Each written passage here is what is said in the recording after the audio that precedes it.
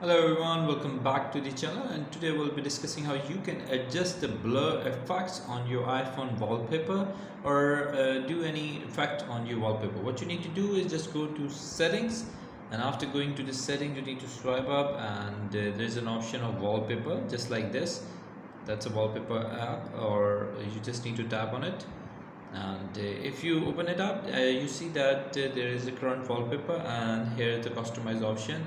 There are two customize options. The first one is the home screen, and the another one is actually the menu, where your all apps are into it. Just tap on the customize, and now you see that there are some options here in the top, in the bottom, and where you can adjust your color gradient, and you can put any of your photo. If we adjust the gradient, you can see that we can adjust any of the gradient by selecting the color, and here we can select the color or change the color of it as well, and we can simply just do the blur effect. Okay, so here you see that if I do select the pair one, and then select the blur effect, it will automatically do the image blurry and show you the menu card like this. Okay, so I'll show you how is it. If you see the menu, it's actually the blurry image on the back side, and on the home screen there's, you see that there is an original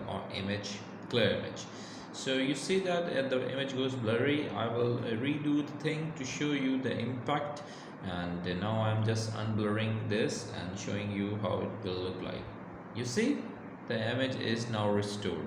So that's how you can actually adjust the effect or blurry effect on your iPhone wallpaper.